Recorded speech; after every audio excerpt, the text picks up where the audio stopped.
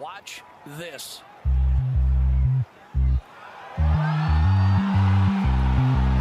way!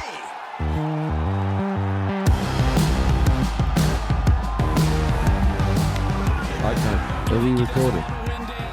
You should record all this stuff because then you can edit in like the pre-podcast rambles. But I remember Sam Cooper talks about this where, if all of these issues are kind of resolved if you don't care about your score, and I think that's a nice thing sometimes. But I just, I like to go out. One of the things I love about golf is actually being able to better yourself. Yeah. It's what keeps me going back to the gym. You're trying to like, what did I do before? I'm trying to do more than that next time. That's like a big motivator for me anyway. Do less. Do less. No, you can't do more than that. Go today and do less. Yeah, that's ridiculous. You wouldn't just aimlessly walk around a gym, would you, and go, mirrors are great in here. I love the way they've got those dumbbells over there. What did you lift? Oh, I don't know. I just picked up a few 3 kg kettlebells, threw them around, and then just went and lay on the treadmill for 20 minutes. You just wouldn't do it. You've got to have some goal when you're going out there, I think. Yeah, exactly. Yeah, my goal was to shoot one more than I did last time. Yeah, exactly. It's just not a thing, is it? And people who do it's too blasé. Podcast enough to know the intro. How I do the intro? Probably not. Okay. No, Ryan doesn't listen to the... Can you intro the podcast in a southern accent? Hello and welcome back. Hello and welcome back. Hello and welcome back to the Cookie Jar Golf Podcast, brought to you in partnership with Footjoy. I haven't practiced this. Hello and welcome to the Cookie Jar Podcast. Welcome back to the Cookie Jar Podcast, brought to you in partnership with Footjoy Golf. Who are you? I am. Do I have a southern alter ego, or am I? You can go back to your normal voice. I was thinking about this. We should invent 3 southern alter egos. For when I don't think tour. I could do a very good job of it. No. I thought I could do a good southern accent when I was out there, but as soon as I left and tried to repeat it to my wife, it came up absolutely. He was like, I feel a little bit out of my depth here. And I was like, that wasn't how they sounded at all. I don't know why I'm doing that accent, but... Sorry, we should go back. I am Ryan Noades, so that would be really irritating if you didn't know. I'm joined by Sam Williams and Tom Mills. Thanks for having me, Ryan. Podcast. Ryan Noades, we should say, Managing Director of the Addington Golf Club. And tourist extraordinaire. Yeah, well, not been called that before, but that was my goal, was to be easy to travel with.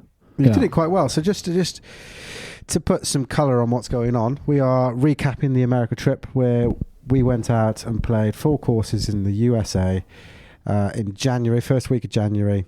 And we've been holding off because Ryan decided to go back to America and do it all again. And now he's back. We're going to record the podcast ready for release. It's going to go out tomorrow AM. Okay. You went back for the PGA show, didn't you? Yeah. How was that? Overwhelming. And Is everybody... it big? Yeah, massive. Everybody in the golf industry seemingly in the same place at the same time, which is what's great about it, but also, it can be a bit overwhelming. But yeah, great. It's amazing. I mean, it's just, if you love golf, it's like Mecca. Do you just wander around and chat to strangers? Or? That's part of it. You walk around the show and you see, people you know before or people you haven't met before, and you get introduced to people, and the biggest part for me, I think, is those unexpected conversations. And I met David Jones for the first time, which is weird. You go halfway across the world and then you're meeting someone that actually probably lives in the UK. UK golf guy. He does know probably about it. He does live in the UK. David Jones, UK golf guy. Yeah, but I met him at an event put on by someone else, and anyway, that was where I think we hit it off, and it was great to meet him. But yeah, it's you guys have got to get out there at one. I think that's the plan next year. Well, that's actually the reason we weren't there this year, is because we did this trip, which we're going to talk about. You sort of said England's actually pretty underrepresented at that in terms of how the countries present golf, because so much of this is about encouraging tourism and stuff into the area. Scotland, Ireland throw blockbuster cash at this, big stands, loads of presents from clubs. I've just taken a sip out of this. My first sip out of this Starbucks. It's great, isn't it? Oh, for those, just as a kind of a first, sorry, I did interrupt, but that really took me back, that Starbucks sip. This was the drink of the tour. Recorded podcast, video recorded podcast we're doing from the studio. Don't look at the camera, Ryan. So, see, Breaking down the fourth three, wall. you can choose which one you want to stare at. You can go full on Butch Harmon and look down the barrel of one and like. Is that point what when he talk. does? He does. He stares on the barrel when he talks. Yeah, which really Is that not only when you get something serious to say, you lean forward and then you really give it the stare eyeball? down the barrel. Yeah. But That's no, the thing, isn't things it? like so. Doherty will talk to someone and then glance at the camera and then talk to someone. But as soon as Butch has asked the question, he goes, "So this is why we're going to talk." Yeah. He just stares down the barrel Yeah. straight at it, which is just how he does it. But yeah, the Starbucks. So Yeah, tour drinks. And my wife taught me this, and so far she's Canadian. We only ever got it in North America because I didn't really know you could do it here. And it is a bit hit and miss in the UK, but it is an iced latte with a blonde roast with 2 shots, 2 pumps of white mocha, and vanilla sweet cream foam on top. And it sounds kind of gross, but Enough of them will rot your teeth, won't they? well, I haven't given it to anybody yet that hasn't said that is a taste sensation. About a couple of weeks ago, Sam put it on our Instagram, which I thought was a bit.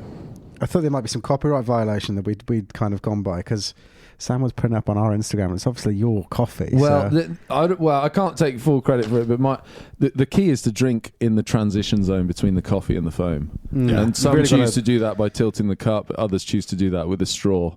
But I had one with a straw the other day, it didn't work. I've since learned that there's a bit of a cult online for coming up with custom Starbucks orders, and there's like a whole litany of them online where Really? you can where people have like invented like this is next level taste stuff. You need to check this out. But anyway, this was the only one I've ever delved into. But this that's is pretty good. I'd say quite a good hangover cure Yeah, because I'd say there's a fair amount of sugar in it. It's obviously got caffeine sugar and coffee. And it's cold. It's got Yeah. everything and you it's need. cold. Yeah, it's just literally just we relied on this quite heavily on tour. So But let's put dive some into structure it. to Yeah. it, shall we? Because we could just go rambling and go everywhere. So let's put a bit of structure to Full it. disclosure, So- this will be a 2-parter. We'll drop the second part of this a few days later. If this is coming out on Tuesday, the 13th, we'll be releasing part 2 on Friday morning, I think. I just don't think we're going to cover it in an hour. I think the journey for us all, we met, first of all. I'm going to just prod this around. You two can, because you two are the good orators of us. We met in Heathrow. You were already there? I thought you were going back to when we first No, met. no, no. I was We going to met say a on the foggy trip. morning at Addington. No, you're just trying to get the Allington. It's a Yeah. conversation like Make it. about me. Just get in there and bring it back to you, right? Make sure you bring it back to you. We met in Heathrow, and just to put some colour on this, Sam and I had come down separately. You were already in Heathrow, and we met through security. So Yeah. we dumped our bags off, and it was my for Christmas I'd received some quite nice over-ear headphones. Oh yeah, it's coming back to me now. And as you go through security, I unpacked my bag because it was full of camera gear and stuff. And that's probably a pod in itself, just getting through security with all the camera stuff. But I took out these headphones, and the sheer panic on Sam's face, I've never seen anything like it. I was like, I need this in my life. I think it was like, hi Ryan, quick handshake, walk straight to this place, bought some bows. You were like, I've got these are what you want, just get these straight away. It was the most ridiculous impulse buy. I've not used them since I come back off tour. Have you used them at all? I did them actually. I listened to a bit of Pink Floyd the other day walking around the house. Vacuuming's great. You can't hear the vacuum. Yeah, But I think that that was was a big indicator of the spend that was to come on this trip. it was a drop in the ocean, wasn't it? Really, it was a drop in the ocean. We should caveat it with the trip was heinously expensive.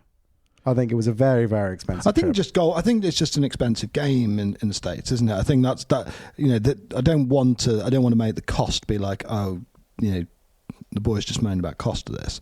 I just think it is a more expensive game. Yeah. That comes with it a lot of trimmings around the sides of golf that are extremely enjoyable that we're going to jump into. But yeah, you can't. I don't think you can expect to go to these really good places and get much change out of $700-800 a day. Really, it's just that's the going rate. With mandatory caddies in most places, it's like they'll tell you it's 120, 140, 150 or something for the caddy plus tip. So you're looking at like $200 per caddy, and if you double bags, you'd like to think you get a discount, but no, it's still 200 plus 200. Which is weird, isn't it? Yeah, I'm sure I played somewhere. That's actually the worst thing about golf in America is the double bagging. Yeah, well, it's the way to play, but you should get like it should be 1.5 rate or something like that. Yeah. Anyway, but the reason you go to the States, I think, is the service is just out of this world for us. Like it's even at like Chick-fil-A or Starbucks, and the service that you get, it just seems to be part of the culture. And maybe that is where the tipping culture comes from, but that's why I think a lot of people from the UK go to the US. That's what you experience. It's different to here. It's the level of quality on the golf courses and the service that you get. Yeah, agreed. But you pay for it. Yeah, you are getting nailed for it. And I think the flight over, so apart from your impulse buy of some Bose over-ear sound-cancelling headphones, the biggest takeaway from the trip over to America, the plane trip, I'd say, Ryan, you're quite idiosyncratic. Would you kind of concur? Go on. Well, Heathrow, I said to Sam, is anyone going to get any breakfast? To which you responded, I don't eat breakfast. And then refused to eat for probably 24 hours. Yeah, I'd forgotten about that. You had this thing where you don't eat on a plane or something because it always leaves you feeling a bit sort of like, I don't know, just a bit horrible and a bit. Yeah, I mean, I've kind so of. you ended up not eating till what was probably like 5 a.m. UK time. I've experimented with fasting quite a lot for the last 10 years, and it's sort of I don't really think about it too much now. But one of the things I noticed was just plain food just ruins you, and this I think ruins you. Well, you eat like 4 times.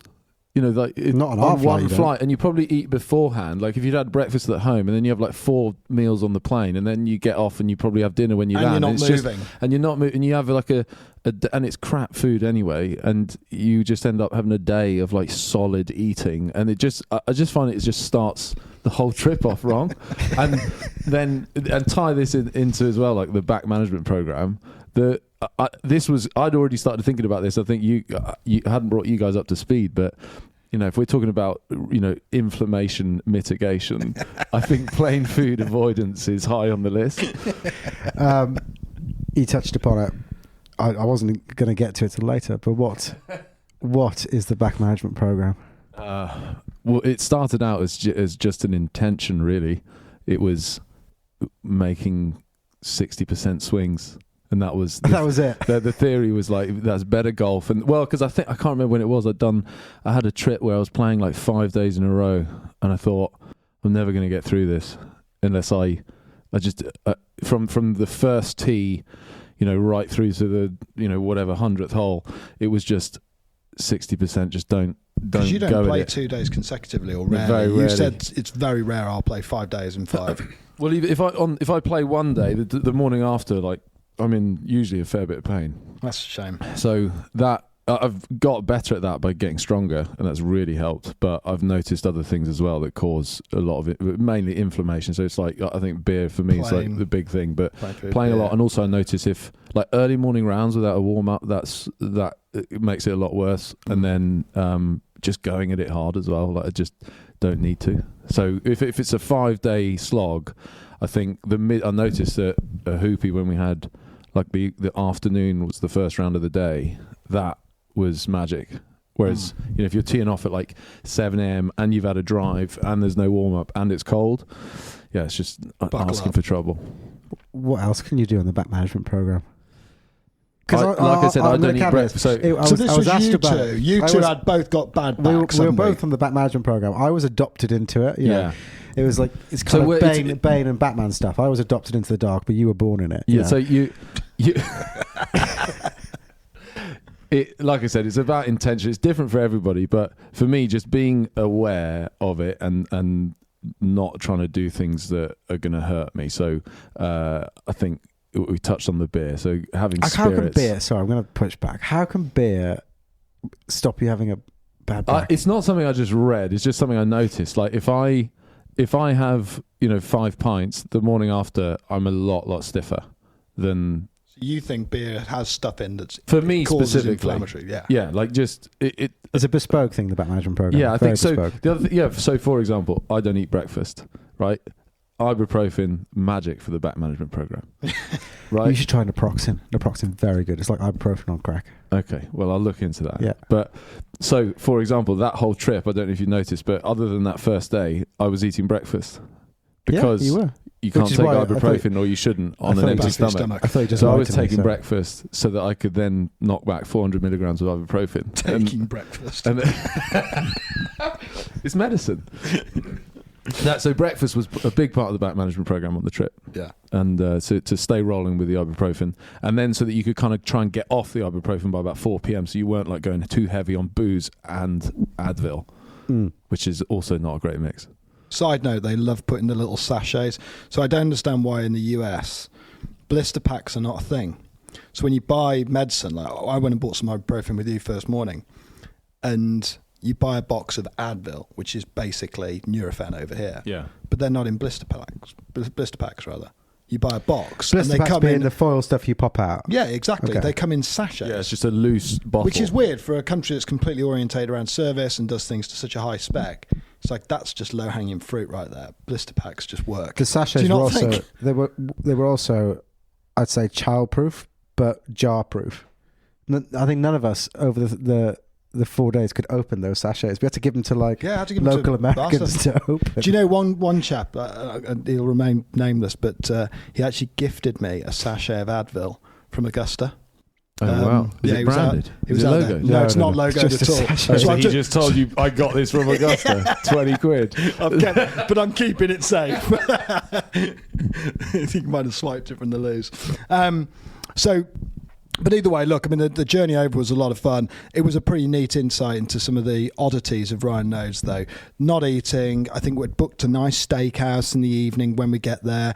Your first drink was like, okay, I've not eaten in nearly 24 hours.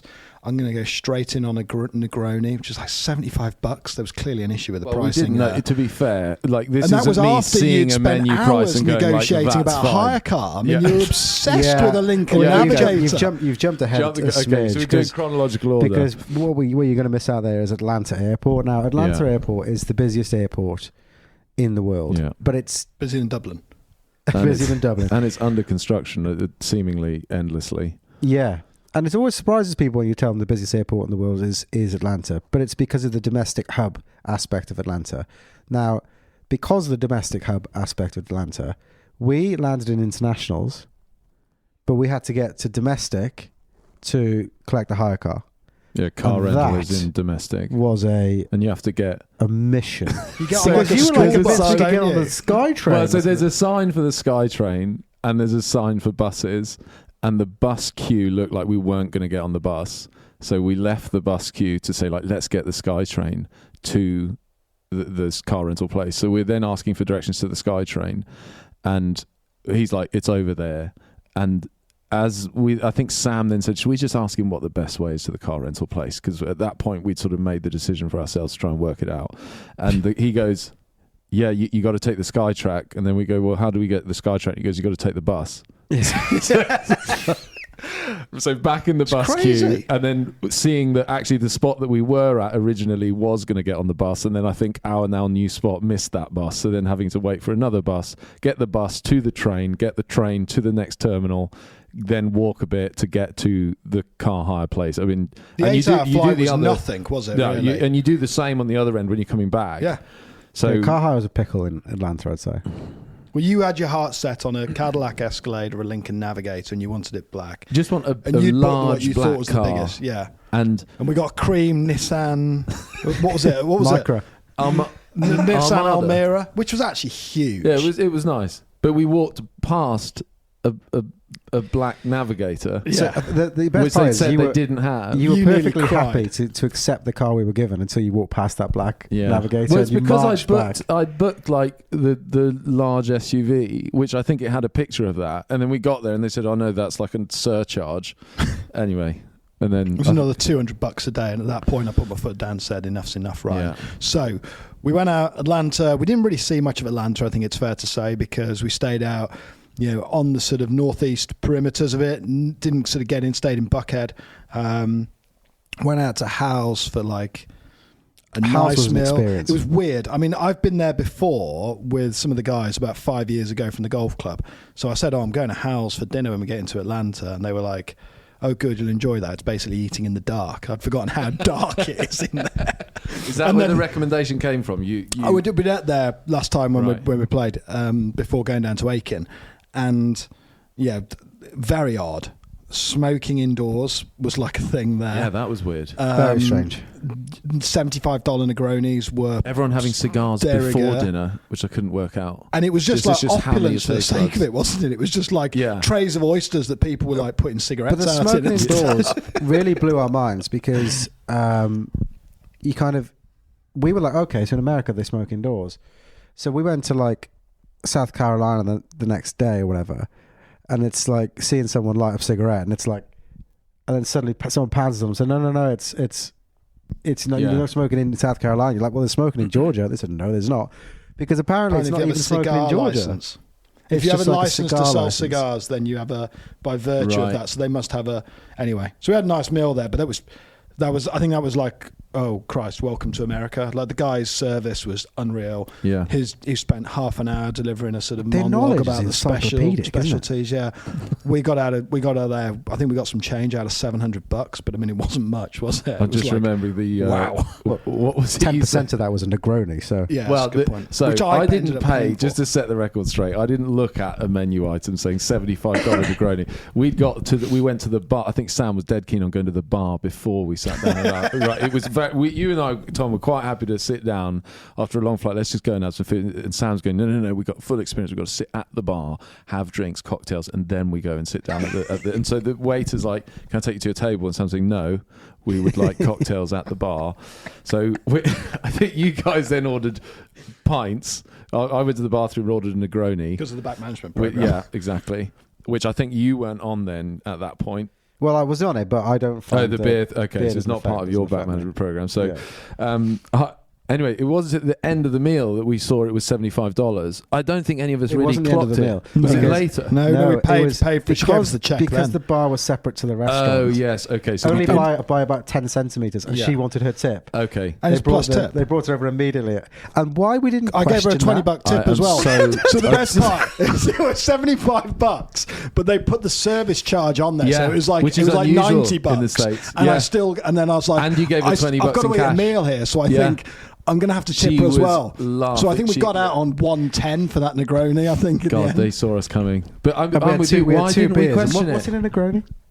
Oh, it's Oh, come like on, Tom. Campari. Yeah. You don't know either. You red just- vermouth, Yeah. red vermouth, gin, and Is it Campari? Campari? I think there's a little bit of Campari. Okay, but in there's as just well. a couple of spirits, a couple of shots of spirits, and 2 pints of. Yeah, I don't think Pissy it is American Campari lager. actually. That's definitely red vermouth and gin. Anyway, yeah. Was it But nice? Was it- why was it didn't we? nice? Was it No, nice? it was. There's this. I think at the time I thought, well, maybe why it's so expensive because it was just pure spirits and they charged me for like 8 shots of whatever. I just think But that took our it was trousers awful, and for some reason none of us queried it. I think we were so giddy, having got to America and thinking first night of the trip, we're having a nice meal, it's all out in front of us.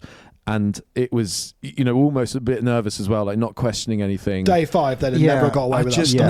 know, No chance. even on like day 2, I was thinking, we were telling someone the story, and they were like, "What?" And you didn't question it. And I was like, "Yeah, well, that was We were in the really dumb. Wilcox. Why We the were in the hell Wilcox, didn't sat we at the question bar, it?" and we said to the bar lady, just out of interest, how much would you charge for a Negroni? She was like, that's about $18.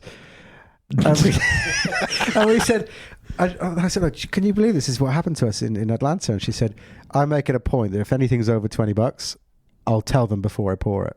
Remember she told us Yeah. that? And then I was Yeah. like, we had up. I Can we think move she on to said- the golf anyway? go on, sorry. I'm acutely aware that we've... Okay. Very niche. Yeah. It's just, I think it's just America, isn't it? So the very next day, we stayed at what was it, Holiday Inn, was it? Premier Inn, Holiday Inn? Yeah. It wasn't the nicest place, but it served a purpose. Hotel, motel. And Jet lag's a we killer now when you wake we up had at been 4. fortunate enough to... Oh, yeah, you guys were up at like 5 a.m. for a walk. just can't didn't you? sleep through we it went though, out can for a you? walk. Well, we needed water. Anyway, walked across the freeway, which was sketchy. We were supposed to be playing Peachtree. So we went to sort out our Peachtree Day. However, we discovered there's a frost delay. Okay, yeah, I remember now. So we needed to work out what we were going to do. We were due to play at 9 or something, and then It was they told us 10, wasn't gonna it? happen It was till just a 11. couple of hours. It's weird, isn't it? But the also, climate? you were very nervous. It would have been normal just to go to the club. We could hang out. Sam was dealing with that, and then you were very. I didn't put you down as an anxious person. He was very anxious. and He's a very nervous You little monkey. became like nervous Nelly? I think Where there's you a were like, few we can't go clubs- there and hang out. We're on eggshells. You're very aware You started that- questioning everything I was wearing. It was all very specific very to what it tense. was. So I'm just going to It's try very and specific about what you're wearing. just to try and summarise it. So very lucky to get to go and play Peachtree.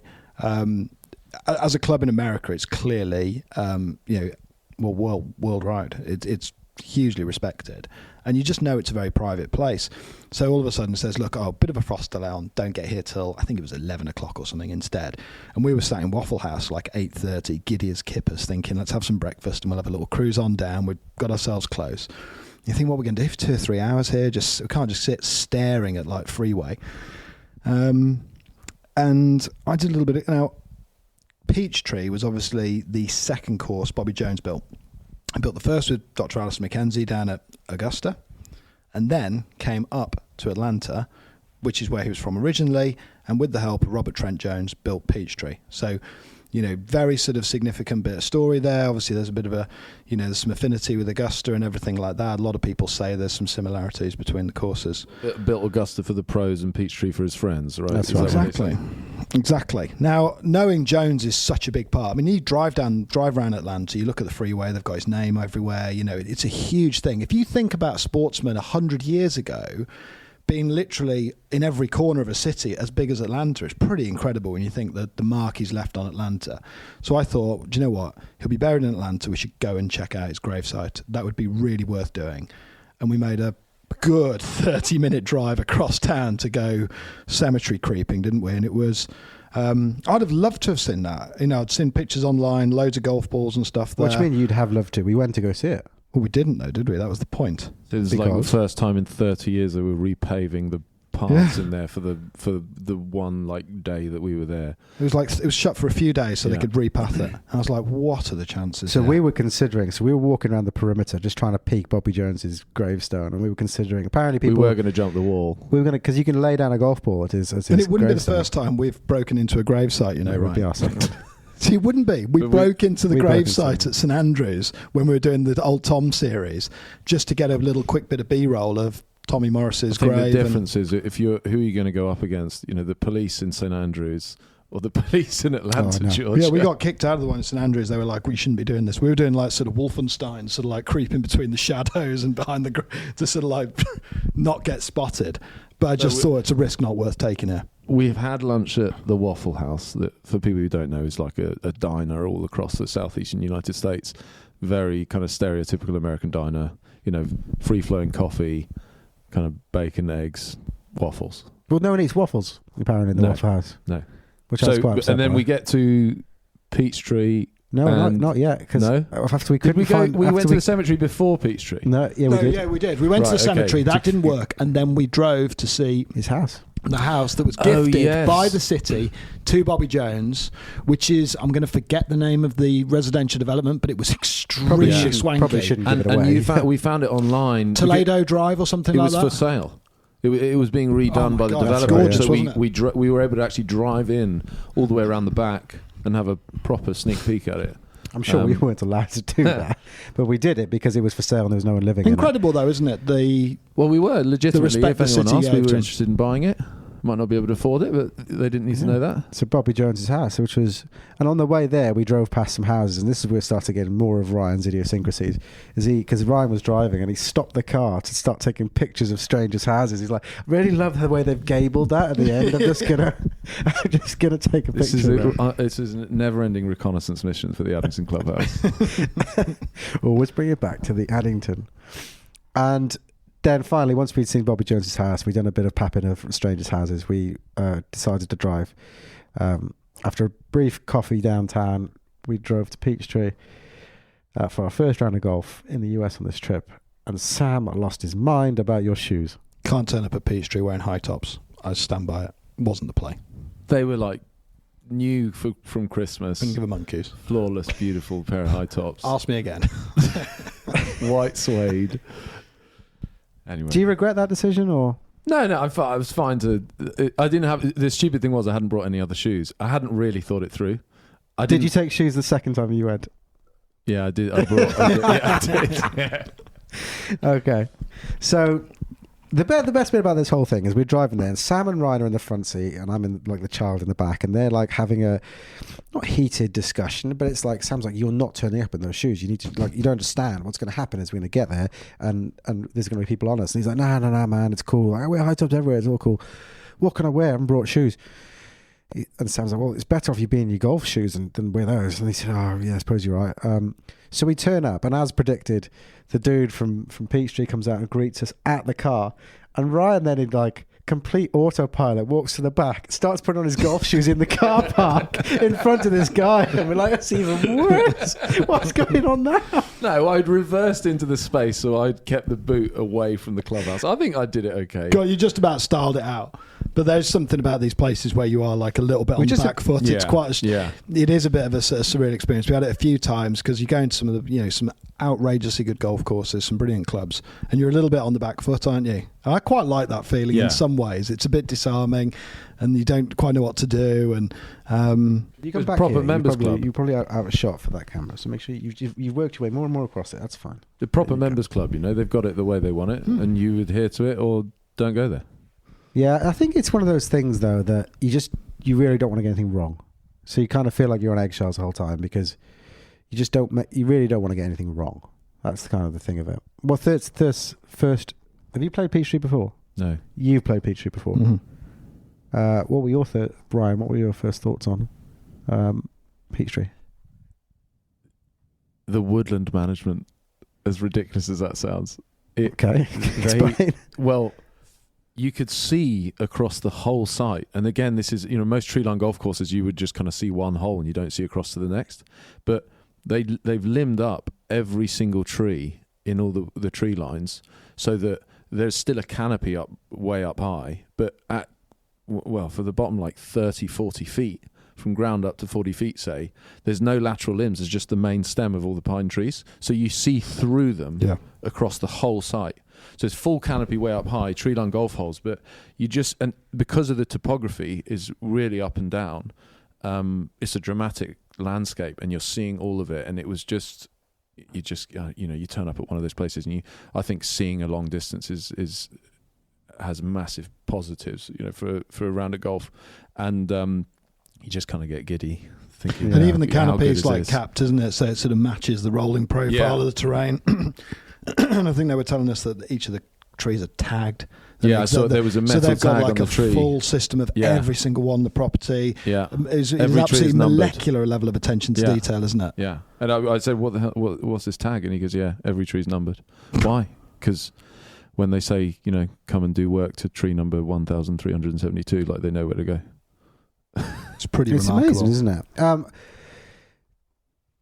That's our first viewing of Dormant Bermuda. Yeah. Of the trip. I love the driving range. They flip. So Dormant Bermuda goes yellow in the winter, and the driving range they'd allowed, and so they dye the greens green. So you've got yellow fairways, green greens, and on the driving range, from memory, it was they'd done ryegrass on the outfield, and they'd let the green target greens go yellow. Yeah. So it was like the inverse colour scheme, and which is so cool because you never see that. I mean, it's just like such a little thing, but to be able to like hit balls, and it's just the contrast, whether one's green or yellow or the other. But the contrast from one to the other, it's just you just don't see it. I mean, even in the UK, when everything's burnt out in the summer, I guess even the greens go a bit kind of like off green yellow. Yeah, whereas but there, it's we like can manage the greens because all we got to do is throw water on it, Yeah, true. Whereas when obviously they've got no choice, like it's going yellow, they can do nothing about that, so they have to dye it. Whereas at least we can put ours on life support in a drought or whatever. But they can overseed with rye, can't they? Yeah, which is ridiculously expensive. Is it really expensive? So because it's a phenomenal amount of water. It's $3,000 per acre, and if you're managing 100 acres of managed land. And it's going to be more than that. Each site's probably going to be plus the seed, and I think it's quite disruptive because they do it in August as well. Everything it's 3,000 per acre to do it. Yeah, so and actually, I suspect the playing conditions, if anything, are better because whilst it's dormant, it's not like you're playing off nothing. It's still there. It's just a visual thing. I mean, even Pinehurst now don't overseed anymore, but they use a dye across the whole golf course so that everything's green because the average punter in their mind still won't accept it as being yellow. And I think as time goes on, maybe they'll get to the point where it is yellow. But yeah, so you've got in theory, the dormant Bermuda they're saying is like a little bit, it has less kind of grab in it than the kind of really the leaf when it's in full growing mode in the summer. So conditions a little bit faster along the ground. And the rough was eminently playable. Like if you play Bermuda rough when it's green and juicy, it's grabby and hard and difficult to play out of. And the rough with Dawn Bermuda is quite fluffy. And Peachtree, I don't know what the rough is, but it's zoysia on the fairways. Right? Yeah, that's right, yeah. Which I'm not completely au fait with, like what the exact differences would be between zoysia and Bermuda, but I didn't notice a huge difference. A little spongier with the short shots. If I was around the greens, it felt like it wasn't quite as tight. So if you're hitting 40-yard sort of pitch shot, it didn't feel. It feels like there's a little bit more sort of maybe just give through the ball. I mean, like you say, I've not played on any of these grasses. No, bent grass greens at Peachtree, not Bermuda. Yeah, bent grass, and which is obviously that's like the Augusta thing. Yeah. Oh, of course they were. They would have had to be. So you got a nice bit of check as well. A bit of creeping. More receptive. A little bit creeping bend. Yeah. Well, I doubt they're doing brown top, but they. This is you laughing. I mean, a lot of people won't know the difference between creeping and brown top bend. Sorry. It's to do with temperature. Cope. Like creeping can cope in moist, hot temperatures. It does well in shade. It's just quite resilient to harsh temperatures and climates, whereas brown top, which is what we use, we actually don't have the temperatures to maintain creeping at all. Really, it's quite difficult for us to maintain creeping. Well, so the whole thing it'll be outdone by the whole thing top. used to be how far south can we get creeping, right? Which is like Augusta National, that's creeping bent grass greens, and now it's just flipped the other way. It's all where the R&D money goes, right? Creeping bent grass. The reason why brown top bent, more indigenous to the UK, it's not that popular. It doesn't get much money. Whereas creeping bent always got loads of money in the States, and so does Bermuda. So how far south can you get creeping bent grass? Which Tobacco Road, I think I heard you talking about Tobacco Road in another podcast. I think they sort of proudly say, I don't know if it's true, that they're the only bent grass greens in South Carolina. They're in North Carolina, aren't they? Just over the border, right? Aren't they? Well, in their state, I don't know. They're literally north of South Carolina. It gets so hot there. They have fans on the side of the greens just to keep the greens cool in the summer. And then, anyway, the thing that's happened now is Bermuda, these ultra dwarf Bermuda strains have got so good. Like now they're actually trying to see how far north they can get Bermuda grass. So it's kind of taking over. But I don't know what But there's more resource, isn't there? There's more stuff being put on. You've got better ways. Be careful about moving this into an agronomy podcast. Yeah, no, great. Sorry, yeah. I do want to. Well, we'll get onto Bermuda before greens. Before we move past Peachtree, I want the thing that for me that stood out more than anything was I think that was the first time I'd ever hit a golf ball in America, years and years ago when I went there. And the whole thing sort of washes over you a little bit because you're just sort of in awe of everything that's going on. But the green complexes there are absolutely incredible. And I think it was the way they were all so beautifully managed to the length of the holes that you were playing as well. So you play a short par 4 and it would be like a buried elephant, huge undulations, very dramatic, very, very small targets within the green to hit. And then you played the longer holes where it was more accommodating. I just thought it was clearly a very, just the amount of attention and thought that had gone into the planning of each of those green sites was, unbelievable. Something I hadn't appreciated, obviously, 5 years ago or whatever. So I would say I'd say the front 5 or 6 holes of Peachtree are absolutely blockbuster. One's a good hole, but you get out. Then 2, 3. 2 is the par 5 that drops down the hill into that. And then you've got to either go for it or lay up short of the lake. 3 then sort of dog legs around the corner. Then 4 is for the epic par 3. Mm-hmm. Just up the hill into the sort of bridge. dug into the to the wooden bridge. That was cool. Like the Addington. So I'd say the start was so hot around there. It was just such a good.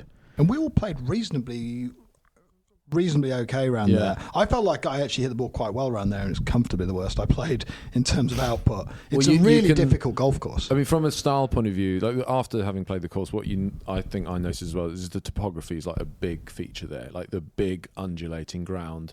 But I think if you strip back all the trees at Augusta and Peachtree, I think that's where the similarities are a little bit. It's about the topography. You get less need for bunkers, and it's the topography a little bit. I think what we'll see coming on to talk about the tree farm later. In the topography is what shines out there. But from a style point of view, with say like the other courses that we played, the native areas are more like open sand, whereas at Peachtree it's more what I gather Augusta was in like the 80s, which is basically like in the woodlands they've got grass everywhere, so there's grass up to the base of all the trees. It's kept short, you find your ball, but they haven't got that scraped back like open native look. Pine needles much look more, they've got. they like pine needles around the tree, but literally like a just 1 grass. foot, like a 1 foot perimeter around the tree, wasn't it? Yeah, Pine needles, so and then- you've basically got wall to wall grass across the whole site, which is I think more of like a traditional thing in the States. But it's also something you can do when you limb the trees up and you have a really high canopy because you get sunlight in. Yeah, which is what we the tree mat. Honestly, I can't like it's a weird.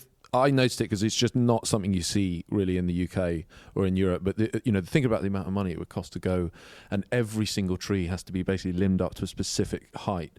I actually saw them do it at Barnwell as well. Like they seem to have done that, so they've done that in a pretty short period of time at Barnwell because obviously only just been built. But my God, did it add something? Like just being able to have tree line and see across the whole site, it was just phenomenal. I think the interesting thing about Peachtree for me was, if you look at somewhere like Barnwell, which we'll come to talk about in a minute, which had like very macro undulations. Like you start high, the middle of the course is low, and the far side of the course is high. It's like a big half pipe, really, and you're playing amongst that. And then with Peachtree, it didn't really have that, but what it did have is quite large undulations, sort of in the hole. It's not kind of micro undulations, but they're just each hole can have quite a big up or down in it. Makes the approach shots really tough. Yeah, because you know. Elevation becomes a huge thing. I remember having like a long way into 10 par 5, my second shot, and I thought I'd take a bit of extra club because we're uphill, and I absolutely hammered it, and it was just didn't even sniff it, like because that elevation change, you kind of get desensitized to it, but it makes a massive difference. Also in the hitting off playing. up or down slopes, I find as well. Like even if you're kind of level with the green, but very very rarely had a flat lie. Yeah, like is it 18? You're driving and it's all the way up the hill. Yeah, I mean, I think it was like famous last words for me. I'd been driving the ball really well on the back line. Your 60% swings did not work out around Peachtree. You had some flat he smoked this one. I was driving, so I'd hit a few good drives. I think it was literally like I was thinking orthodox golf. I'd given you a bit of shit because I think something had happened, and you just looked at me and went, big boy stuff. No, I'm over my ball and he's talking in my backswing, so I stopped and I think I turned around to him and said, like, this is big boy shit, mate. And then went back to my shot and then what hole was this on? What hole was this on? Where was this? That was 18. It was 18 or 17. I can't remember. It was one of the last three. And he said, this is big boy shit. And then my caddy looked at me and was like, you could probably fire back in, but I probably wouldn't. When you then laid the sod over the wedge. Yeah. The halfway house. Just want to bring it back. The halfway house. Phenomenal. Transfusions. Brunswick stew, we were told about, had to have. That was sensational. Gorgeous. It was like no one really knows what's in it. A bunch of different meats. Delicious. Spicy. Kind of tomatoes, beans, pork. Delicious. Halfway house culture is a big thing in the States. I think so much of that, talking about this service thing, incredible halfway houses. Really, when you think about the two where they were built, you sort of frown there because obviously Barnwell and Tree Farm are under construction. But even they'd catered for like cool halfway house stuff or like on course food and beverage. Yeah, a Hoopy, Peachtree, wow, like just crazy good halfway houses. You were talking about how cold it gets in Atlanta, in Georgia. Like, well, hence the frost delay. Ridiculous. But I don't think I've ever felt cold like that because the middle of the day you're in your t-shirt. And then, but you get up the next morning and it is biting. Oh, but the wind as well. Like Peachtree was windy, Barnwell was windy. It's because of the clear skies, I guess. You just like all the heat just leaves every single night and every morning. Yeah, and the humidity apparently. Yeah. So because you can just feel it because it's quite a high humidity, and obviously water conducts heat very well. It can lose and gain heat quite quickly. Is that what it is? Yeah. You do science at school. He does like to get his physics. He used to be a physics teacher. Did you really? Yeah. I didn't know that. I think I did know that. Of course it's sure with physics, I'm always sure. So, yeah, I mean, what I do quite well at these places is not play golf, but I kind of wangle my way into situations that I shouldn't really be getting myself into. Like, I just start, like, flirting with men, usually. And I started chatting with a the bloke who works at Peachtree, and I was like, oh, we run a podcast. We're quite into our history and architecture. The pro. And I always do this. No, he wasn't a pro. He worked in golf ops there. I was just chatting as we were leaving. He said, well, I must show you the clubhouse.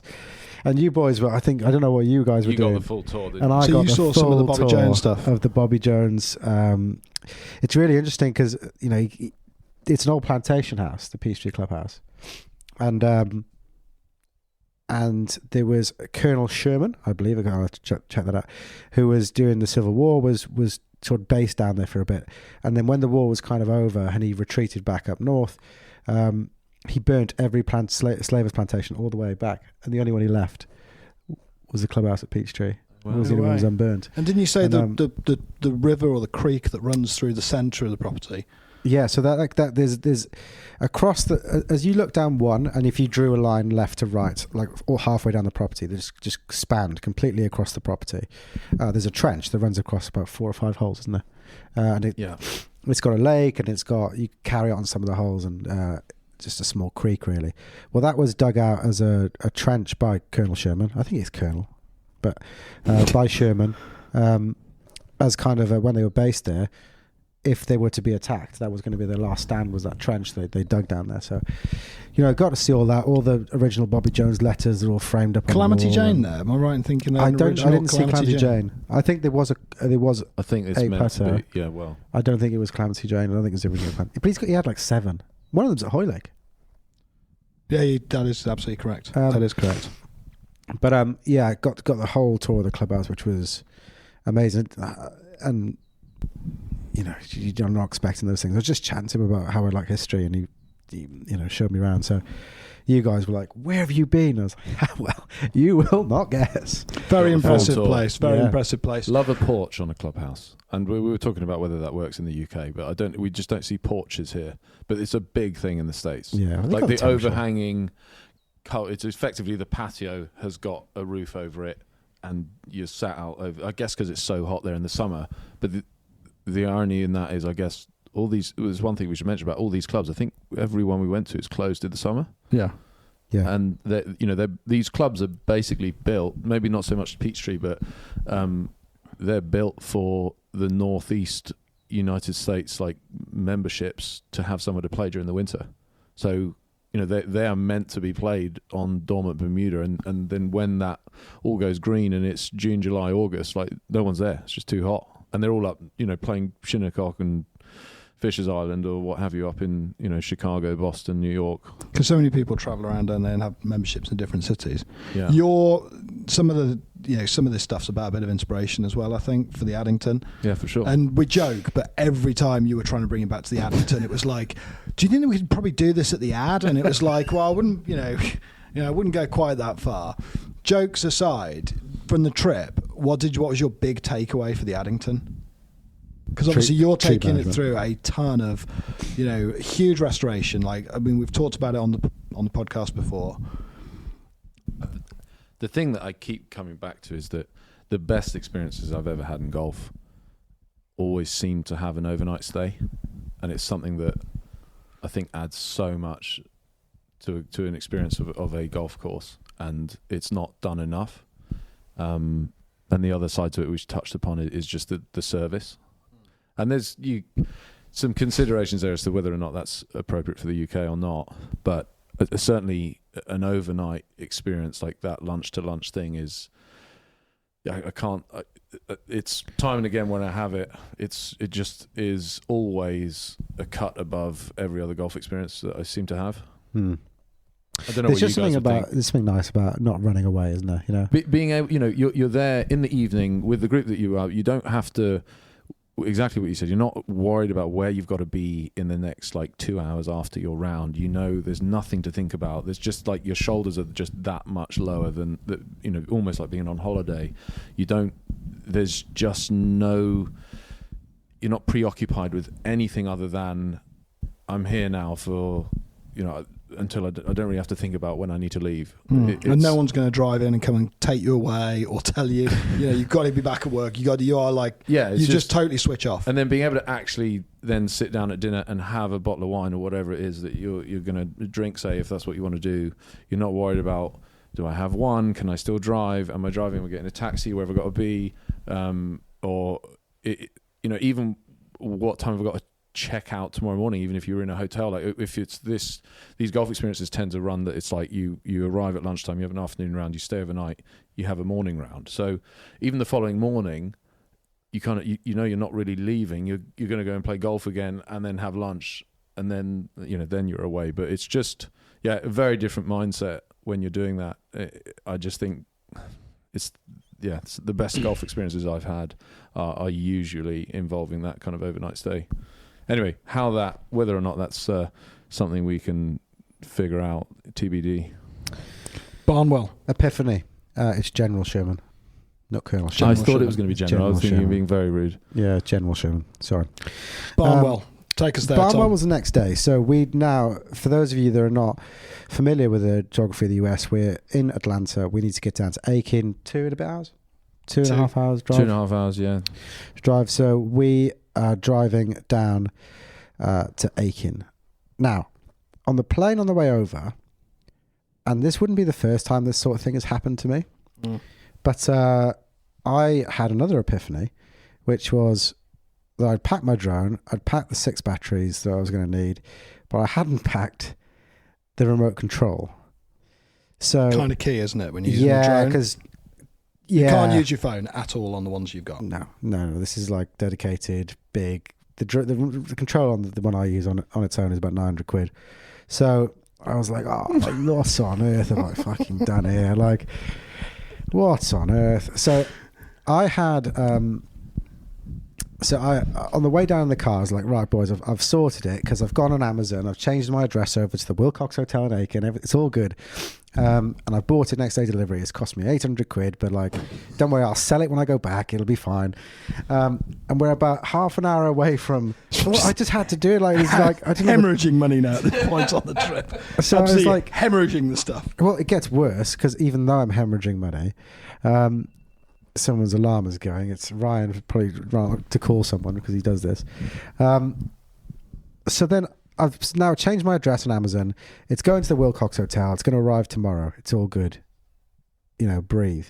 And then about half an hour from Aiken, I get a message from Amazon. There's been a delay with your order, and it now won't be there till the 11th of Jan. I was like, well, that's great. I'm not even in America till the 11th of Jan. Let me go and cancel it. So I go and try and cancel it on Amazon. Well, you can't cancel it because it's in transit. For fuck's sake. Right, okay, so now I'm 800 quid in a hole for a remote control, and I've got to go find another remote control in half-hour notice in Augusta. Best Buy. Best Buy or Walmart? No, it was a Best Buy, and we were Walmart for the presents on the way back. But she didn't really use, to be fair, either. I should flag that. Yeah, you did Barnwell. Did a bit with Barnwell. Did a little bit of a hoopy. You're not loving the footage, are you? Like, you just got cloudy. It's the Dormant Bermuda, which looks phenomenal to the eye, but from when you go high and look down, it just kind of looks white. So, I mean, we're going to release some of it alongside this, so you can check it out yourself. But so we had to go to Best Buy, and I bought another drone because you couldn't buy the remote, so I had to buy a drone and a remote. So then, how many drones do we now have? Do I own? Well, you like to use this distinction between you own own versus Cookie Jar. Cookie Jar owns 1. I own about 9. It's ridiculous. Does he use his and he then likes charge to keep you for them the separately? hours? Yeah. Well, He bills Cookie Jar. Everything you're for the seeing use here, of his everything drones. that's been recorded on belongs to me. It's not Cookie Jars. Ryan doesn't belong to you. Ryan belongs to me. Okay, right. So skipping on, managed to get the drone situation sorted. So we got the drone situation. We'll talk about the Wilcox when we check out. Okay, but let's so we get go to the Barnwell, Wilcox Hotel. Well, no, because then we went into Whiskey Alley. Okay, we'll talk We about went to Whiskey Alley that evening, which is in Aiken. Yeah, that was cool. If you go to Aiken and you ask someone where should we go and eat, usually everyone would just say go to Whiskey Alley. And I think the we recently did something with the Thai podcast, and they like to do the dirt, which is drinking, eating, reading, thinking. We were eating wings, a lot of wings, Yeah, barbecue, some ribs wings as well. I'd actually tapped out on wings by the time we got home. I was like, that's enough for a bit now. Yeah. But they're really good out there. They're very good, yeah.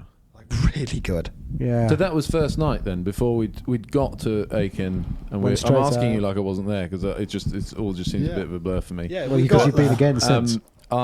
So we get to Aiken, we go to Whiskey Alley, and we'd been had those told wings. where to eat, or did we just walk No, we by? stumbled across that, but later we're told And that's what- the place we should go. Yeah, okay. So, and I think, And there's live music. well, not that night though, right? A little He bit. started playing and started Did playing he in the corner. towards the end? Were you there? I feel like no, we were hidden in the corner. I don't remember any live Everything music. sort of meshes from one seat of wings and beer to the to other, another yeah. golf club. I remember the to golf more courses. wings and beer. It all starts to get a bit hazy. Yeah, so it's wings, beer, consumed too much of both. Went back to the hotel. Very, very lovely hotel. And We should say Aiken is a horse town. That is why Aiken Horse or traditionally is famous. That's why the Wilcox exists. It is a horse town, like first and foremost, and golf has kind of overtaken right. Aiken over the last 5 years or so. Aiken's basically become one of the top places for golf in the US now. Yeah. Now, I went there 5 years ago, and at the time, Palmetto, which is an incredible golf course, which we sadly didn't have time to play on this trip. We had bad weather when we were hoping to do so. And you've got Aiken Golf Club. And there might have been little bits and stuff extra, but that was really that was it. Yeah. And now you've got Tree Farm, you've got Old Barnwell. There's the premise of this 21 that's popping up as well, Rob Collins, I think. Because this is the chalk chalk mine. mine, which I can't believe we didn't figure out before. I heard we that were on there. the Zach podcast. I couldn't believe that. Gutting. But it's become like a really good centre for golf in the US because But it's I on don't really think good they know sandy about land. it, like the local. I spoke to a local there, and he's telling me about Aiken, about horses and stuff, and I'm like, well, he's like, why are you here? I like to play golf, and he was kind of confused. And I said, this is like a mecca for golf. This is becoming like one of the centres for golf in the US, like in the last. Didn't one few of the guys years. say to you, Tom, so you're here for golf, right? And you were like, oh, it's that obvious. Is And that they were obvious, like, yes. well, put it this way, you don't look like a horse person. So. yeah, she said, you're either here for horses or golf. So, okay, well, I'm the latter. So obviously next morning we're straight to Barnwell. Now there's a bit of an issue because cash is absolutely king over there. Yeah. We are so used to paying on plastic everywhere we go. Yeah. And things like caddies, and you just feel all of a sudden after one day you're feeling like, I feel uncomfortable unless we got like $500 in our pockets here just to cover essentials. We're being looked after at Old Barnwell, but I need to make sure we've got a bit of cash on us. And you were like, don't stress it, boys. No problems whatsoever. Like, I've got a bit of cash. We'll sort it out when we drive down to a Hoopy the next day.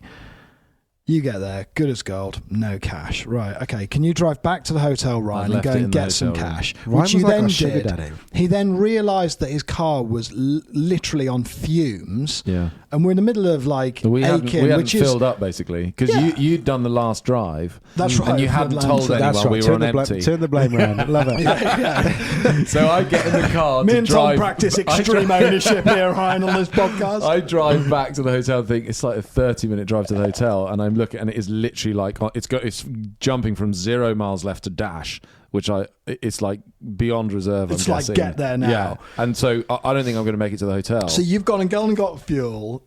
Yeah. We're thinking No, but he's then at going the- to be there and back in 40 minutes. Yeah. It's an hour and a half, and there's no sign of Ryan because you can't get your card to work at the fuel stop. Yeah. Then you've still got to go to the Wilcox, get the cash, then drive back. Can I just add, Felt the like whole an time, so we were supposed to eternity. tee off like an hour and a half ago, and we had Evan Scholars, Yeah. so which is like children, we had well, The not Evan children, Scholarship- they're young people. yeah, There was this- they are trying to get a scholarship to university. And I think they've got to do 100 rounds of caddying, and then their name goes into a ballot. And if they win the ballot, they get a full ride to whatever college. The program's Yeah. excellent, Yeah. isn't it? You have to do And- 100 rounds. Yeah. Good show, good character. We did a brilliant podcast with Nick Yeah. Schreiber, which will be coming out. It's If it isn't already, $50 is yeah. the rate instead of 200 or whatever it is. So But it's good for them but as well. a lot of them do it without expecting really to get to the 100 or even to like go to legitimately have any chance of getting this like free ride. They're doing it because it's actually good money for them to So, earn. yeah, But yeah. summer, It's a great perfect program. scheme. Like, it's actually brilliant. Yeah, but but- we're sat there and we're sort of not running out of small talk, because that sounds rude, but we're sort of running out of sort of things. So Ryan will be here in a bit, I think, won't he? but they But were they're just trying to talk about TikTok, and you don't understand. no, they were very. No, they they're were great brilliant. company. They were absolutely brilliant. We had two caddies, 17 and 14, and to just basically wait there for you to fanny about. I think that At this point, you're watching trying us to call miss me putts. because the club has told you, well, we can give you cash back on your card. No. That happened 2 minutes after you left. So there's like, oh no, we can give you cash. So And then- the reason I Why didn't you pick up the phone? because I had stupidly the only card I had that seemed to be working was my company credit card that I'd made a purchase on and was basically at its limit, and the direct debit date wasn't for like 3 days, so I was trying to pay that off, and so I'm on the phone with Amex from like the other side of the world trying to pay it off, and so you're trying to call me, but I'm thinking I won't have anything to pay for this gas even, let alone like get cash out if I find an ATM. If I don't get this paid off, of paying for things I was felt so hard. oh. And you speak to the bank because it's like, oh yeah, we're not letting you have this. This is out of character. Of course, it's out of character. I'm not going to American country clubs on a daily basis, am I? Otherwise I wouldn't be on holiday. So I I'd get be back, what I do. and it's all fine. They're good as gold. We tee off, albeit a bit flustered. Let's talk about the golf course. Because you had the back management program and you couldn't do a swing at Barnwell. I was very nervous about that, yeah, because I got there and I was Because like, we were like, you need to just hit. how far have I pushed their patience if I also say, do you mind if I go and take some swings? Yeah, it wasn't the one. Now, when you get to Old Barnwell, they've got the sort of temporary cabins which serves the clubhouse, which by the way work exceptionally well. I'm sure we'll come back to them. But you look at, and as Tom's already explained, huge expanse of land, very few trees, big half pipe that sits in the middle, which is obviously quite a complicated thing to route the golf course. It's been built by Brian Schneider, Blake Conant. Also did a Tour Diaries podcast with them, which either has or will be coming out, depending on what order we release these. I highly recommend both of those. Like, really good guys. Nick, Brian, Blake, excellent company on the pod. Now, you look at it and it's wide open. And every picture I'd seen of Old Barnwell, I thought, that thing looks staggeringly wide. And you, I think, a little bit get into this thing of, okay, it's width and angles. But a lot of the times it's actually just width for width's sake. Width is only good if there's some consequence to playing to a certain point. So my going in position was like, this looks like somewhere you just take a run at the drive, swing it as hard as you can. Doesn't really matter where you end up because you're going to be on short grass and then you play to a pin. And I could not have been more wrong. Like, I felt the first tee shot just absolutely epitomised it. The hole's huge, wide open. But actually, if you're going to hit driver down a par 5 to open, you've really only got 10, 15 yards to play at. I was not comfortable on the first tee. It was I tight. did not know where to aim. I thought it looked tight. I mean, it's as wide open as everyone says Barnwell, isn't it? It probably, well, it is after one. I thought the first tee shot looked like Cost of a little, yeah, okay, maybe. Because you've got that big. It's a big area, though. It's just a big bunker, and you don't really see any other fairway to the right. Because it falls away, doesn't it, to the right of it? I'm sure playing it a few times, you'd be able to maybe get comfortable and work it out where. Well, we where played a tee box up, right? And if we'd have gone back, it would have been okay. Well, we can just wail on drivers because we'll be short of that bunker, and that's okay. Yeah. Whereas, which it would be a shame, I think. Yeah. Well, I think it was the perfect decision, even as a par 5, would have been for you boys. I probably could have still a driver, but you boys should have been 3-wood really. Just lay up short of that bunker and then just take your punishment. You can have a 200-yard shot into the green. 3-wood, I think. Pardon? I got a feeling I did hit 3-wood.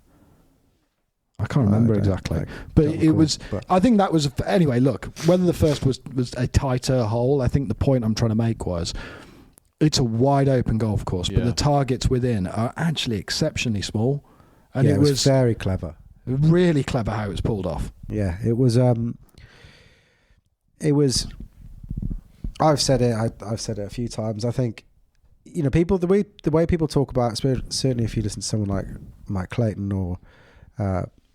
About the old courses, if you go to the old course, the thing that makes it brilliant is you can hit the same drive and be 2 yards apart, and that can drastically change how the hole is played at the old course. And I felt kind of like that at Barnwell. You could be in a position which is, you've hit an okay tee shot, but not exactly where you wanted to put it, and it's like, well, I'm absolutely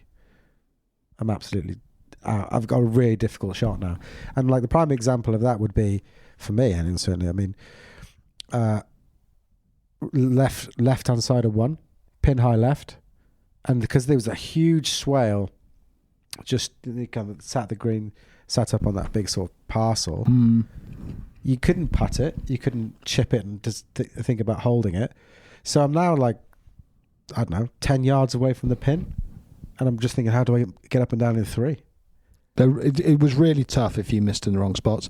Front of the greens was actually not a bad miss, but if you started trying to play deep to pins that were buried sort of back of the greens, and you missed it right or left, you were just toast. And You're certainly more about contours. the second shots there, I think, right? Like you can get away off the tee, but you're right. If you can come in off some funny angles, I think that the thing about Bermuda is that it's not, the greens are so fast, and I don't know if you guys feel this, but I always feel that on Bermuda grass anyway, the greens are receptive for long shots, but on short shots it seems like they're chases not making away. a depression, and it's like, for us, we're used to, it's like if it's soft through the bag, and if it's firm through the bag. Whereas my experience on Bermuda is that you could hit like a 5 or a 6 iron into the green and it will hold. But if you're around the green and you're trying to hit a lob wedge or something and it just bounces and it just never stops. It releases, doesn't it? And so around the greens, I just found, especially because certainly some of those first holes, the greens are pushed up. And I'd heard it said about Barnwell that, you could, you're kind of not going to shoot over your handicap kind of thing. And, especially, and I thought, well, hang on, if you're like an 18 handicap, like second hole, for instance, drivable par 4, and they said, don't hit driver. Yeah. So we don't hit driver, but then it's like the green's kind of diagonal and raised up a couple of feet off the ground, like a push-up green. And I was just playing ping pong over, like I trying to chip to this elevated green. You were just knifing from like balls 5 backwards feet and away, forwards. and like don't quite get a good enough shot, and it just rolls over the back, and then I do the same back over the front, and you just end up playing ping pong back and forth. You could, if you don't chip well, you just get annihilated. And because the Bermuda's a bit grabby off the greens, putting's not easy on Bermuda grass surrounds, I don't think. And so I think you can get, as a very nappy as well, isn't it? High handicap any longer, but as a former high handicapper, I think you can really get exposed on those green surrounds. But also, like, none of the greens, if you looked at the hole from the tee box, none of the greens aligned with you. Yeah. They were always at an angle. Yeah, for sure. So it kind of really promoted you to be in the right spot off the tee to approach it, to make the green a bit easier to hold. Yeah. And if you were on the wrong side of that angle, the green suddenly becomes very small. Yeah. I found that, which is quite clever. I think it's hard as well with, you talk about, I don't know, we play a lot of courses like the Addington or Blackwell, which are, golden age designs. So when things are bowled, they're only bowled to a certain extent. It's got to be somewhat playable for people playing with, old equipment where they're not hitting balls far and there's not as much spin and stuff. And to now get that same effect when you're building a new golf course, you have got to push the shaping that little bit further, actually.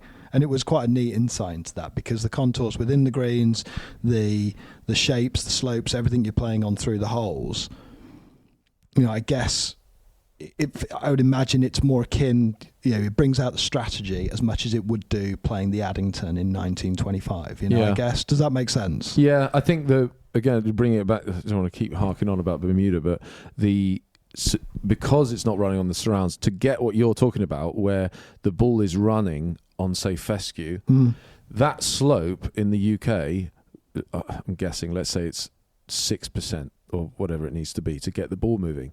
On Bermuda surrounds, it might need to be 20%. Yeah. So to get the ball moving in the same way, to try and recreate that strategy off the green, feeding onto the green, like I'm thinking of the back right of the 8th hole at Old Barnwell. I don't know if you remember that, like just before that hole at the bridge. Yeah, but they had a huge hill from memory on the back right that you could basically play like 20 feet right of the green. Yeah, or you could putt up to. The ball would come back. But that was ridiculously steep. You don't see anything like that in the UK because it doesn't need to be that steep to move the ball. Whereas there it does. And so I think maybe where in the past, maybe places have tried to emulate the shaping in the UK, and then you don't actually get the playability because the ball's not moving on that slope.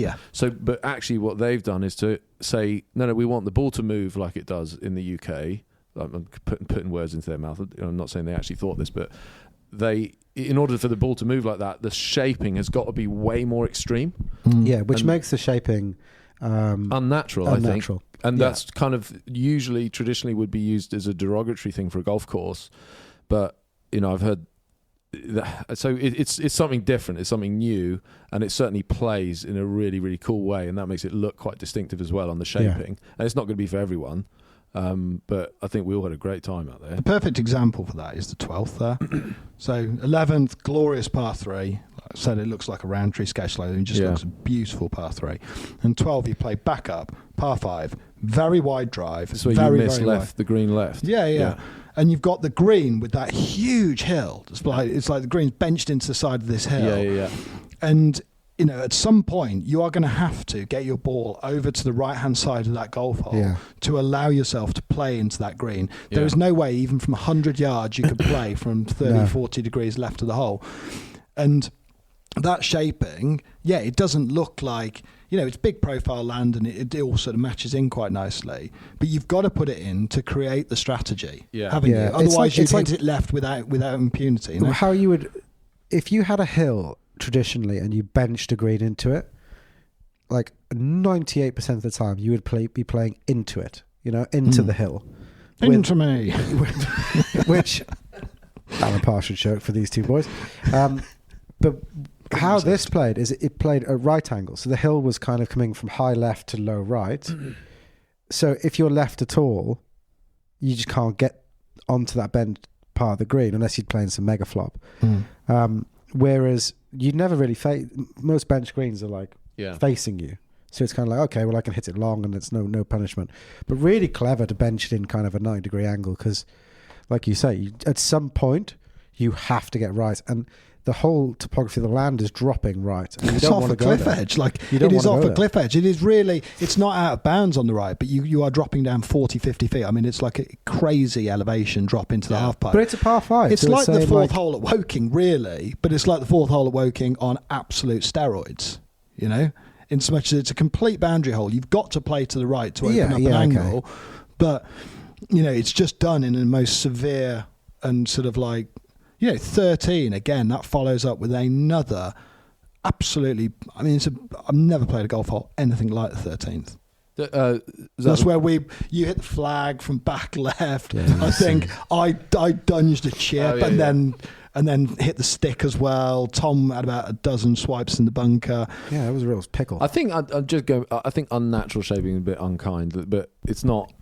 I'm not saying that. It's a different aesthetic. Though. I didn't think it looked unnatural, but it's not something you see every day. It is unusual. It's provocative. But You've got steeplechase bunkering and all sorts. Well. I'm not saying that in a derogatory way at all.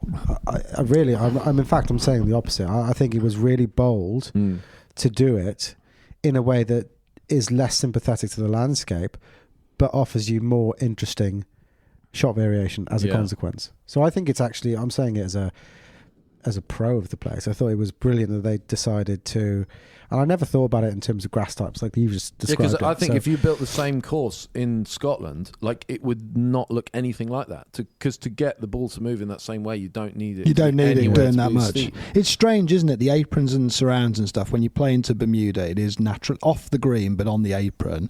If you're hitting a 5-iron, it does stick. It doesn't. Nothing replicates that same playing, and it's not just links golf over here. It is because whether it's because we've just naturally got thinner turf and stuff inland, but if you're hitting a 5-iron in at Blackwell in April and it's not mega firm, the ball's still going to release, when it lands. Whereas I think over there in Bermuda, it just wants to stick a little bit, doesn't it?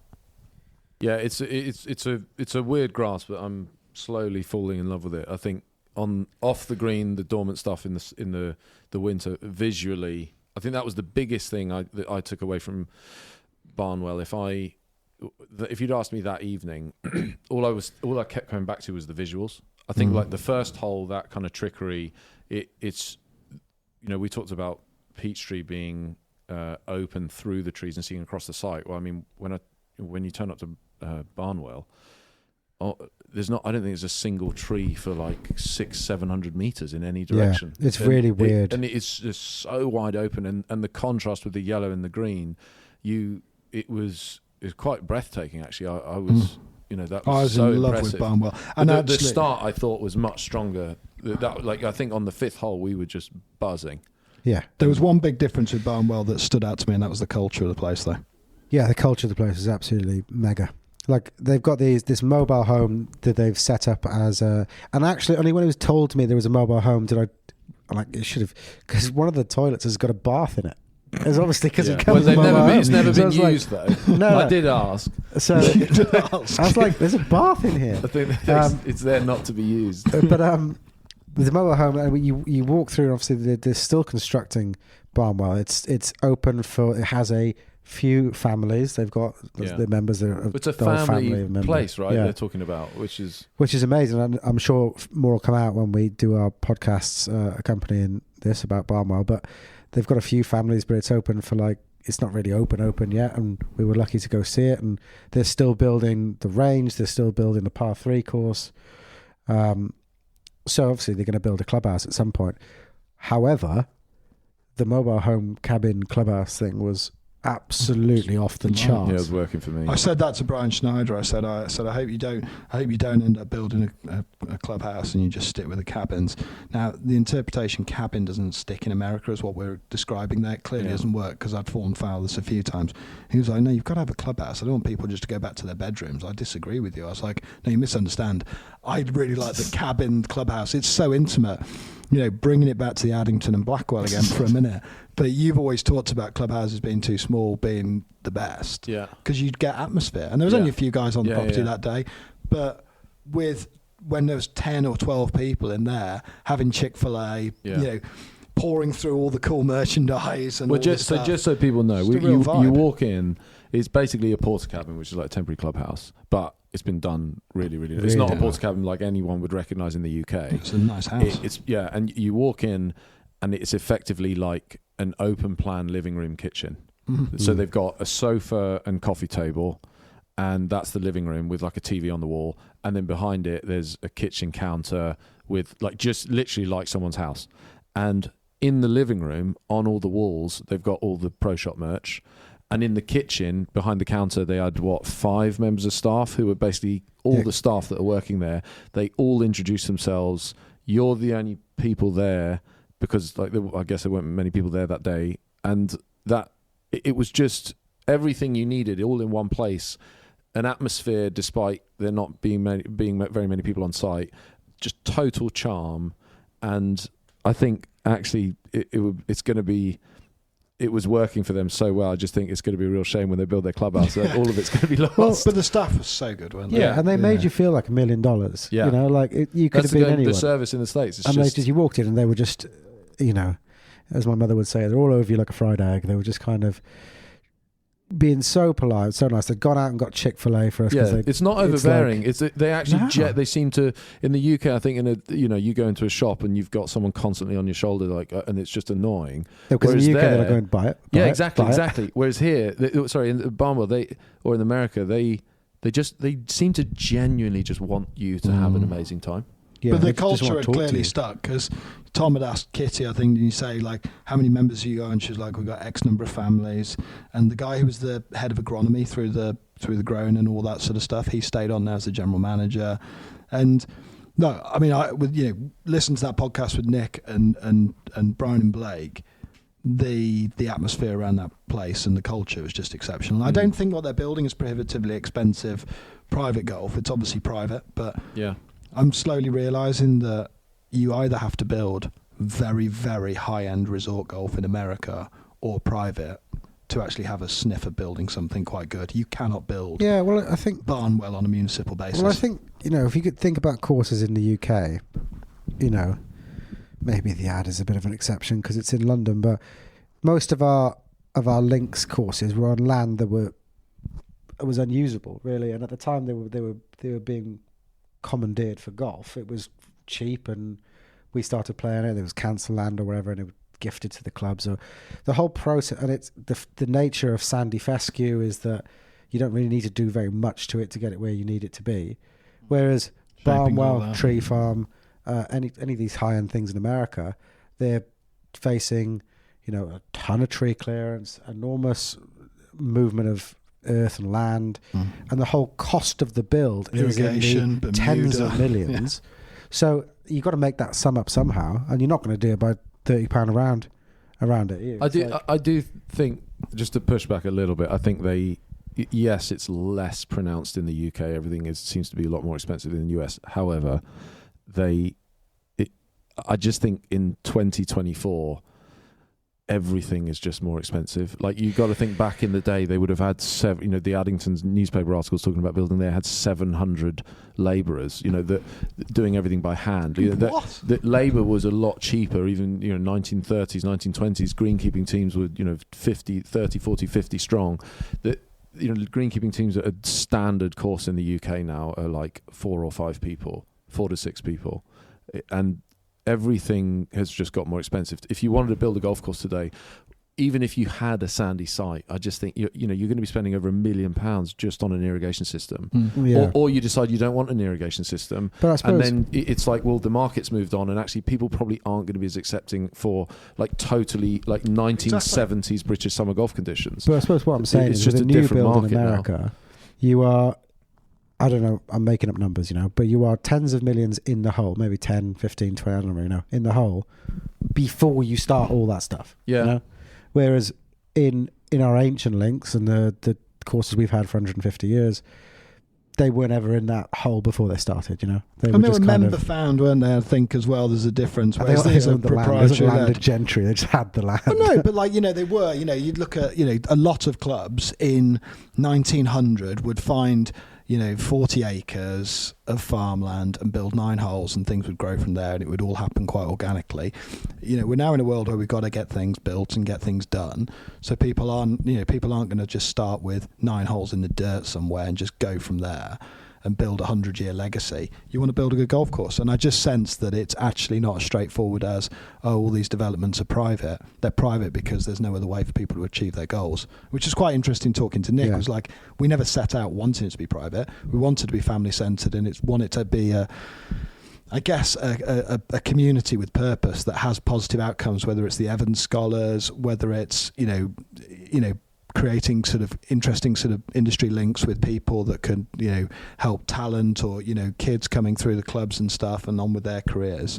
But he was like, the private thing, it's just a sort of it's the only means by which you can build a golf course that's irrigated and really good. And, I don't want to build a crap golf course. I could tell you one thing, that everyone seems desperate to compare Barnwell and Tree Farm. That tends to happen a lot. Everyone wants to know, I think largely because of their geography and their chronology. They just want to find out the compare and contrast the two of them. What I would say makes a huge difference, I was thinking about this the other day, is just because of the geography of Barnwell, you finish with 2 uphill holes. Yeah. So you kind of play that par 3 up the hill, and then you play the 18th dogleg left up the hill. And by the time you get to the end at Barnwell, you're like, okay, I'm stick a fork in me. I'm done. That was good. I really enjoyed it, but I'm done. And the way that Tree Farm is routed, I'm sure we'll get onto it in a minute, is you kind of got to the top of the hill by kind of 16. You play a level 17th, and an 18's a downhill par 4. And by the time you finished 18, you've got the energy back in the battery. You're like, I could go again, Yeah. And I'd say that was one of the overarching things for me about Barnwell's. I thoroughly loved it, and I was, like you say, walking around the front 9, we were all sort of buzzing, going like, how do we join? It was like, oh my God, it's amazing. But by the 18th, I was like, okay, I'm ready for some Chick-fil-A. We just played Peachtree the day before as well, and it couldn't have been more different, right? It was like, we can't continue this quality of golf. Like, eventually we're going to have to play a bad golf hole at some point. Yeah. But I know what you're saying, that it was the flow. We'll get onto Tree Farm, but I thought Barnwell starts really strong, and then a combination of factors. There's maybe a couple of holes on the back 9 which are a bit flatter, and then you've got like seemingly quite a hard walk with a lot. They said to us on like the second hole, didn't they? When you get 17, it's going to be, the wind really picks up. Yeah. And I guess it's this huge open, like, lack of tree area that the point that 17 is on the map. It has time for that wind to kind of gather, and you end up kind of walking seemingly into the wind and uphill. And it just seemed you just start breathing a bit heavier. Yeah, I was just looking forward to Chick-fil-A. You get off 18, and it's like, and I think well, I'm nitpicking. Like it was amazing, but it feels like Barnwell peaks a lot sooner in the round. Well, it peaks and then sustains. But all I found for me, as soon as I finished Barnwell, I was like, I'm ready for a Chick-fil-A. Yeah. You know, that's how I felt. Like, I'm ready for a beer and a Chick-fil-A. Really enjoyed it, but I'm now ready for a Chick-fil-A. Bigger walk. Yeah. And I think Felt like Peachtree a big walk. was also a big walk. You know, Peachtree. Yeah. Yeah. Peachtree was a big walk. Barnwell's a big walk. So kind of by the end of that day too, I was like, yeah, I'm ready to Plus, sit don't forget, down we've with a been beer. hanging around on the first tee for Ryan for something in the order of an hour and a half. Yeah. Right, I'm going to call it. That's going to be the end of part one, I think, gents. No, we've got one more thing. We are doing You're the going to part close one. out part one with this. Yeah, this is going to be the last thing to Hot close out take part here. one because I've got it in my Is it Chick-fil-A show notes trivia? to do. It's the back-to-back Chick-fil-A's Back-to-back Chick-fil-A's. because we had So one. so the club had given us Chick-fil-A, which they had got like a catering thing in. Then they had Chick-fil-A, warm it up, and I was like, God, I never had Chick-fil-A. You were wetting yourself with excitement over how good. It's an institution over there. Like if you go southeastern United States, if you're there, you know what Chick-fil-A is. Everybody raves about it, and I think you thought I was bigging it up too much, and then you asked your Evans scholar about Chick-fil-A. And I think she told you in like, no oh, uncertain terms. Yeah. Like, don't sleep on it. No, she loved it. Yeah, that's what I mean. Don't sleep, don't miss it. Yeah. Oh, right. I thought you were like, don't quit. I've never heard that. Don't quit your day job. What? Don't sleep on it. I've never heard that. Yeah, like don't waste time. Go and do it. Oh, right. Yeah. Okay. Sorry. No, you're all Ignore good. me. But Please we continue. had this Always Chick-fil-A. They've gone and got for us. So you imagine like someone's gone and got a takeaway for you, and then you come and they've brought it back, and they wait for you to finish, and you eat it. So you're like, oh, that was quite nice. But Ryan was like, nah, man. I mean, that was all right. I mean, you actually didn't eat yours. Australia. But you're like, no, that was all right. But we need to go. We're now going to go and try a Chick-fil-A. Yeah, like So we we went back have to to back. actually go to Chick-fil-A. If you're going to come here, you're not going to leave America saying, I tried Chick-fil-A, and it was, It was at Old Barnwell. It was at Old Barnwell. No, you got to go to Chick-fil-A. It was unnecessary, but we went back and it was as good. Well, if not better. I think it was better. What's weird about Chick-fil-A is, like, it's not like, you go to drive through McDonald's here and, like, a machine, someone's the other end of the machine, but the machine talks to you like, good afternoon, welcome to McDonald's. Like, this was like a human. Really good. A human stood there. The person there. is actually stood out in the drive-thru taking your order. And they're so polite and sincere. And this is, everybody knows out there, it's like the service at Chick-fil-A. So the Chick-fil-A is like, I think it was started by, I'm going to say Mormons, maybe? Yeah, you say that. It was like some sort of religious Quaker angle where...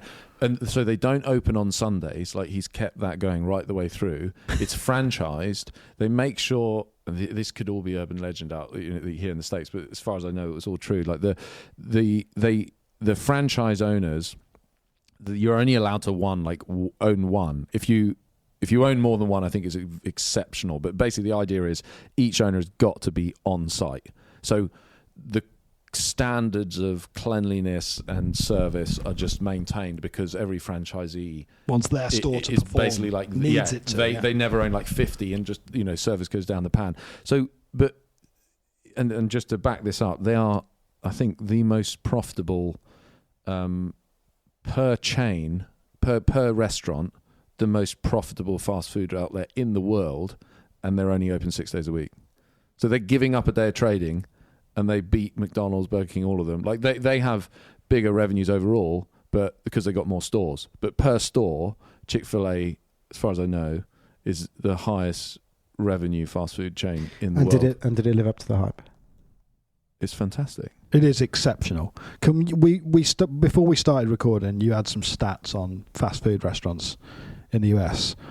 Now, I said that I think Subway is the highest revenue taking fast food outlet. I definitely think it has the most stores in the US. I think Subway is the biggest. I mean, Chick-fil-A, yeah, maybe. I mean, you've got empirical data. I don't want maybe here. I need Subway, cold hard as far facts. as I'm looking at, it's not even on the list. McDonald's $3.6 million per chain per restaurant. Per restaurant. I'm saying per Subway has the most aggregate. They have more stores than anyone in the US. Subway. There are more Subway stores than there are any other franchise outlet in the country. Can't corroborate that. I haven't got that information. I'm telling you. Does your thing tell you Chick-fil-A's at the top? McDonald's is $48.7 billion in revenue across 13,500 stores. That has to be more than Subway. Right? And that is 3.6 million per store.